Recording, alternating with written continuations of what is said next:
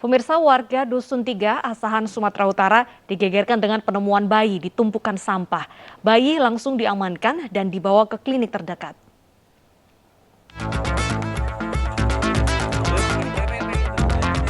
Warga di Dusun 3, Asahan, Sumatera Utara geger karena menemukan bayi di tumpukan sampah di belakang permukiman warga.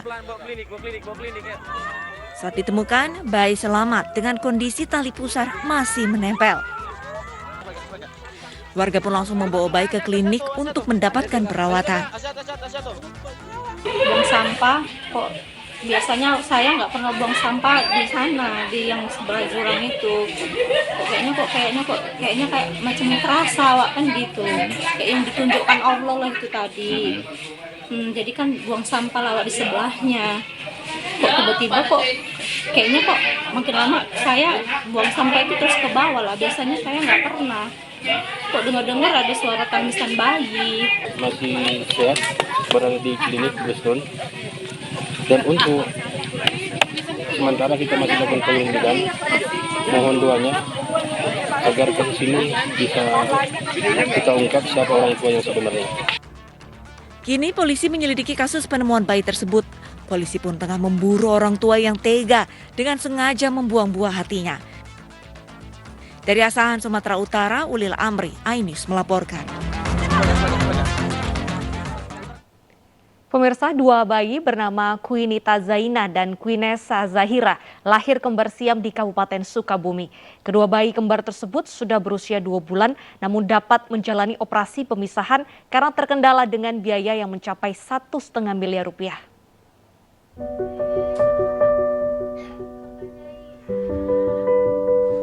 Keluarga pasangan Abdul Muslih dan Evi Susanti, warga Desa Bojong Harja, Kabupaten Sukabumi, Jawa Barat, saat ini tengah berbahagia. Mereka memiliki anak kembar bernama Quinita Zaina dan Quindisha Zahira. Dua bayi cantik ini terlahir dalam kondisi kembar siam dempet perut. Zaina dan Zahira memiliki 2 jantung dan harus berbagi satu hati. Mereka membutuhkan biaya hingga 1,5 miliar rupiah untuk operasi pemisahan tubuh di Rumah Sakit Hasan Sadikin, Bandung. Sayangnya, sang ayah yang bekerja di perusahaan jasa pengiriman memiliki penghasilan yang tidak menentu setiap bulannya. Dari mana kita harus ngumpulin dana sebesar itu? Selain mengharapkan belas kasih orang lain,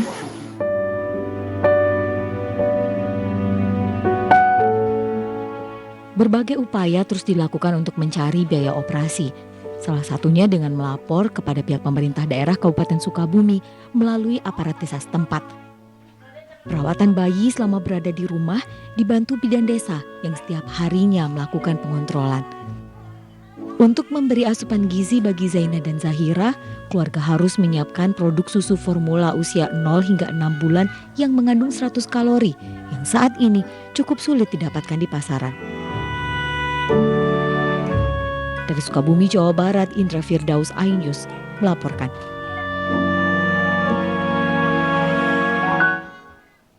Sudah adakah dana yang terkumpul untuk perawatan bayi kembar siam Quineta Zaina dan Quinesa Zahira? Kita akan berbincang dengan ibu bayi kembar siam, Mbak Evi Susanti.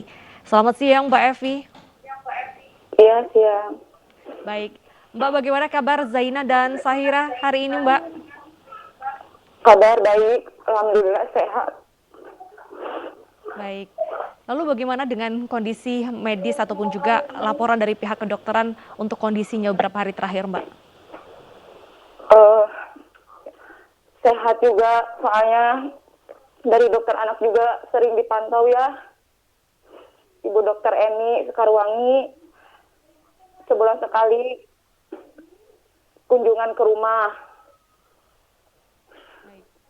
Mbak Evi, mohon maaf sebelumnya, Ya. kalau boleh tahu kedua bayi mungil ini dempet di bagian mana nih, Mbak?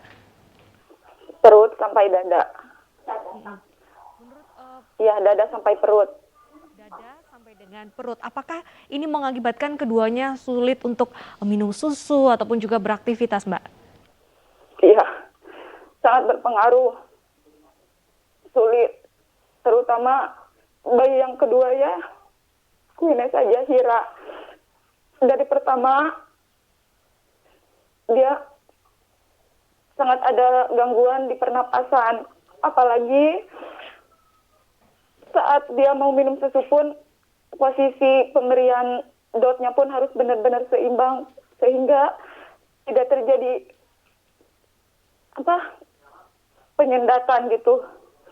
Dan napasnya pun memang sangat terganggu. Tapi untuk yang Jaina napasnya lancar. Baik. Kita ketahui Ibu bahwa keduanya mengalami kembar dempet. Lalu bagaimana dengan organ-organnya Ibu? Apakah ini aman nanti jika dipisahkan Ibu? Insya Allah, kata dokter yang di RSAS, bisa tertolong dua-duanya. Karena sebelumnya pun yang terjadi di kasus Hasna Husna sama seperti yang dialami oleh anak kami. Baik, kalau untuk sehari-hari, siapa saja nih Bu yang membantu Evi untuk merawat keduanya? Ada dari saudara suami saya ya, kakak-kakak, adik yang selalu setiap hari malam menemani. Karena bagi saya pun merawat sendiri sangat tidak memungkinkan. Apalagi sangat kesulitan ya kalau malam tidur, emang tidak merasakan kenyenyakan. Setiap malam selalu tidak bisa tidur dengan nyenyak. Baik, mohon maaf sebelumnya Mbak Evi. Kita mendapatkan informasi bahwa butuh biaya sekitar 1,5 miliar. Apakah ini benar Mbak? Benar sekali. Yang ditargetkan dokter 1,6. Oke, 1,6. Iya. Nah, bagaimana saat ini? Apakah sudah terkumpul bantuan mungkin dari keluarga ataupun juga kerabat lainnya? Alhamdulillah, kan ada penggalangan dana yang kita bisa, itu sudah direkomendasikan langsung dari RSAS sendiri, dan sekarang sudah mencapai 1,50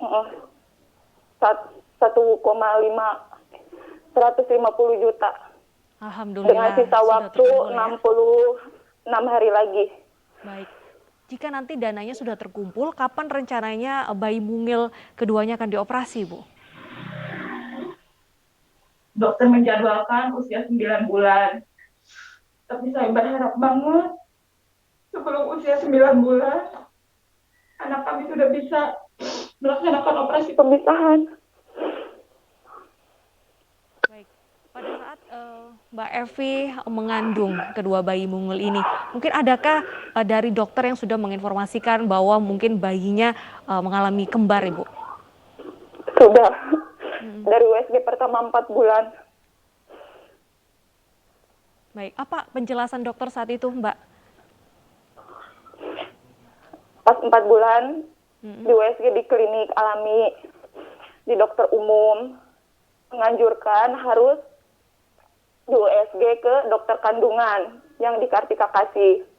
Usia 5 bulan, saya dirujuk ke RSHS.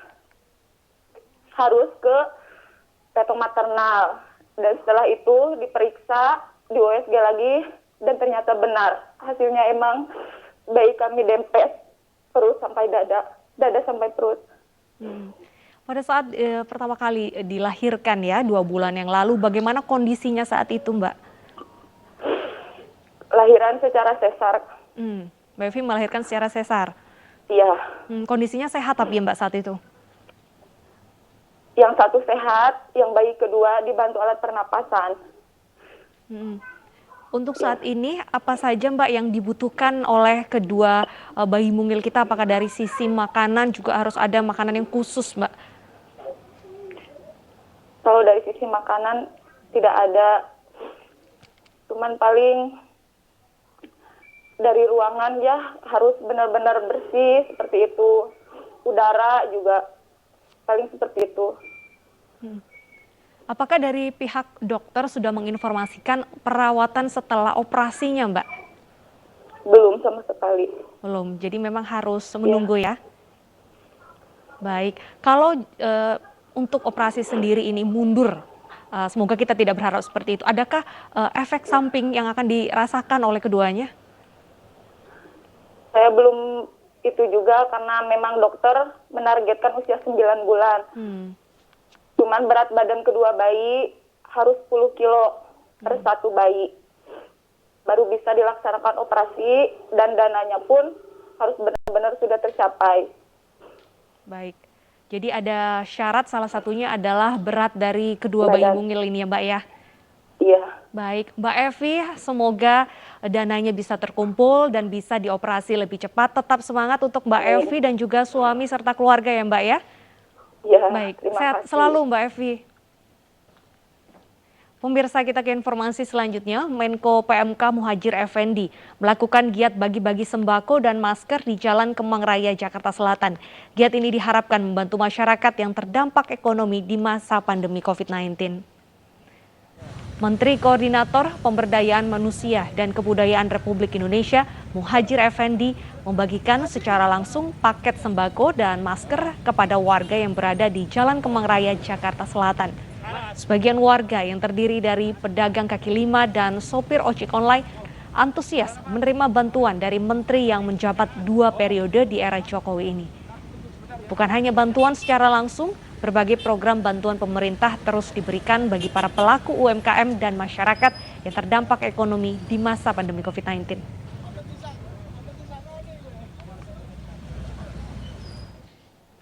RSUD Wangaya dan Pasar Bali mengalami overload jenazah COVID-19.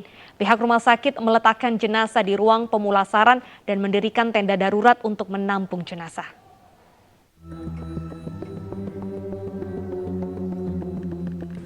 Kamar jenazah di Rumah Sakit Wangaya dan Pasar Bali penuh bahkan melebihi daya tampung. Kamar jenazah hanya mampu menampung 31 jenazah. Namun terdapat 71 jenazah COVID-19 sehingga peti jenazah terpaksa ditumpuk. Pihak rumah sakit terpaksa membuat tenda darurat untuk menampung jenazah. Dalam kondisi normal, kapasitas penitipan jenazah RSUD Wangaya sebanyak 21 freezer dan 10 peti mati. Namun saat ini, freezer terisi 19 jenazah yang diperuntukkan untuk jenazah non-COVID. Untuk penitipan peti, ada yang dirak hanya 10 karena jumlah freezer kita 21. Kalau sekarang yang di luar dan di freezer total 70 jenazah yang kita rawat di sini. Penumpukan jenazah membuat RSUD Wangaya menolak jenazah dari rumah sakit lain. Per hari ini, rumah sakit sudah menolak 8 jenazah COVID-19. Dari Denpasar, Bali, Indira Ari, iNews melaporkan. Pemerintah meniadakan angka kematian dari indikator penanganan COVID-19. Penghapusan angka kematian karena adanya kesalahan input data angka kematian sepekan terakhir.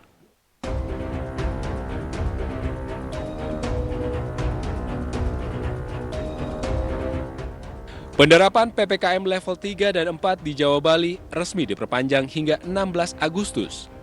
Beberapa perubahan peraturan juga diterapkan oleh pemerintah.